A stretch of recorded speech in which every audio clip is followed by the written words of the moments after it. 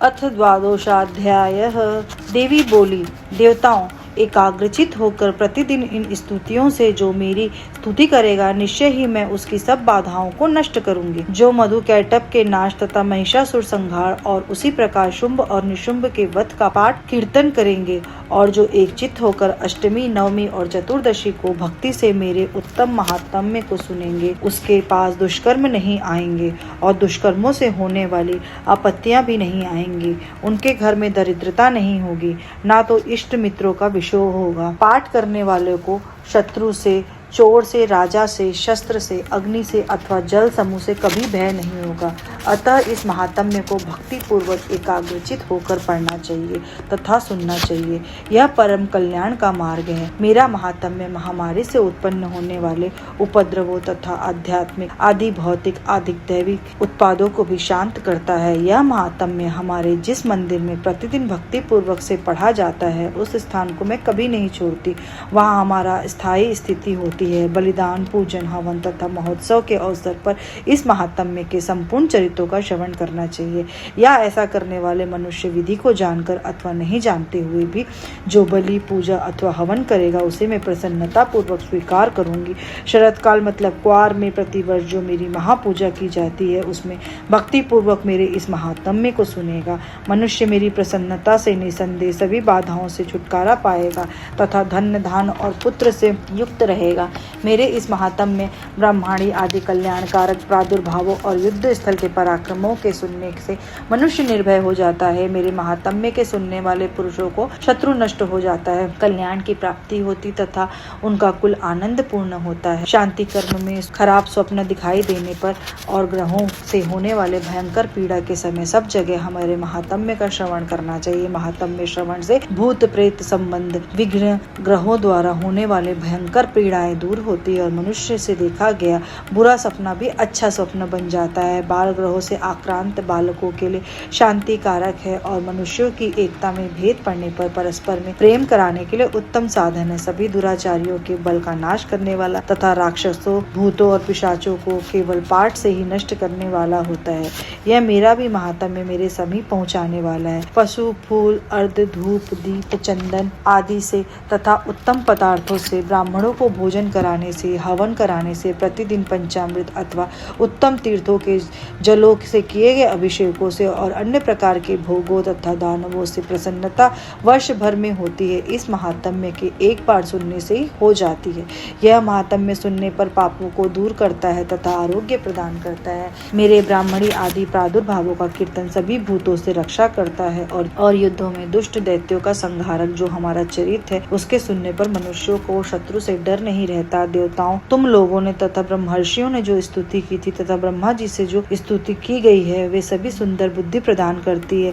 जलग के अकेले रास्ते में अथवा आग लगे वन में गिर जाने पर अथवा निर्जन स्थान में चोरों के गिर जाने तथा शत्रुओं के पकड़े जाने पर अथवा वन में सिंह, बाघ या जंगली हाथियों के पीछा करने पर, क्रुद्ध राजा के द्वारा फांसी आदि का आदेश हो जाने या बंधन में जाने तथा महासमुद्र में जहाज में बैठने पर, वायु वेग में डगमगा कर जाने पर तथा अत्यंत भयंकर युद्धों में शास्त्रों का प्रहार होने पर तथा भयंकर सभी उपद्रवों में कि गुना प्रतिक्षण दुखों से महान दुखी रहने पर मेरे इस चरित्र का स्मरण करते हुए मनुष्य संकट से मुक्त हो जाता है। मेरे प्रभाव से सिंह आदि हिंसक जंतु और चोर तथा शत्रु भी मेरे चरित्र का स्मरण करने वाले पुरुष से दूर भाग जाते हैं। श्री सुमेधा ऋषि कहते हैं, इस प्रकार से कहकर भीषण पराक्रम वाली यह चंडिका देवी देवताओं के देखते देखते अंतर ध्यान हो गई तथा वे देवता लोग भी शत्रु पुरुष देवताओं के मारे जाने से निर्भय होकर यज्ञ भागों का उपभोग करते हुए पहले की भांति अपने अपने अधिकार को प्राप्त कर लिए। जगत का विध्वंसक, अति प्रचंड, अनुपम पराक्रमी सुरद्रोही इस दैत्यराज शुंभ तथा महाबली निशुंभ के मारे जाने पर बचे हुए दैत्य पाताल में चले गए। हे भू, यह अंबिका देवी नित्या होती हुई बार बार प्रकट होकर इसी प्रकार जगत की रक्षा करती है। वही देवी इस जगत को मोहित करती है, वही संसार को पैदा करती है तथा प्रार्थना करने और संतुष्टि होने पर विज्ञान तथा समृद्धि प्रदान करती है। हे राजन, महाप्रलय में महामारी रूप धारण करने वाली देवी महाकाली से सभी ब्रह्मांड व्याप्त हैं। वही समय पर महामारी रूप धारण करती है तथा स्वयं जन्म न देने वाली सृष्टि के रूप में हो जाती है। और वही नित्या देवी समय पर जीवों की रक्षा करती है। वही मनुष्यों की संपत्ति के समय उनके घर में लक्ष्मी के रूप में उत्पन्न होती है तथा वही विपत्ति काल में दरिद्रता के रूप में रहकर विनाश का कारण हो जाती है। फूल, दीप, चंदन आदि से अच्छी तरह पूजा करने पर तथा स्तुति करने पर देवी धन, पुत्र, धार्मिक बुद्धि तथा श्रेष्ठ गति प्रदान करती है। इस प्रकार से मार्कंडेय पुराण में सार्वणिक मन्वंतरी देवी महात्म्य में 12 अध्याय समाप्त हुआ। अथ त्रयोदशे अध्याय। श्री सुमेधा ऋषि कहते हैं कि हे राजन, यह देवी का उत्तम महात्म्य मैंने तुमसे कहा। यह देवी उस पूर्वोक्त प्रकार से प्रभावशाली है जिनसे इस जगत की स्थिति है। भगवान विष्णु की महामाया रूप से उन्हीं भगवती विद्या की प्राप्ति होती है। उन्हीं देवी के द्वारा तुम तथा यह बनिया अन्य बुद्धिमान पुरुष भी मोह में पड़े हैं और पड़े रहेंगे। हे महाराज, इन्हीं परमेश्वरी के शरण में जाओ। आराधना करने पर ही वही मनुष्य को भोग, स्वर्ग, अपवर्ग, मोक्ष देती है। श्री मार्कंडेय जी बोले, हे कौष्टकी जी, वह राजा सुरथ सुमेधा ऋषि की इतनी बातें सुनकर तीव्र नियमधारी उन महाभाग महर्षि के चरणों पर गिर गया। अपने पुत्रादिक में अधिक ममता तथा शत्रुओं द्वारा राज्यों के छिन जाने से अत्यंत खिन्न हृदय वह राजा तथा वैश्य दोनों तुरंत तपस्या करने के लिए निकल पड़े। जगदम्बा के दर्शन के लिए नदी के किनारे रहकर तपस्या करने लगे।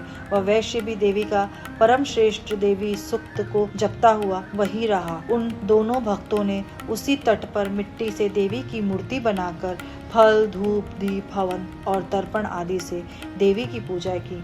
निराहार तथा जितेंद्रिय ही मन को देवी में लगाकर एक चित्त होकर वे दोनों अपने अपने शरीर से रक्त निकालकर रक्त की बलि भी दिए।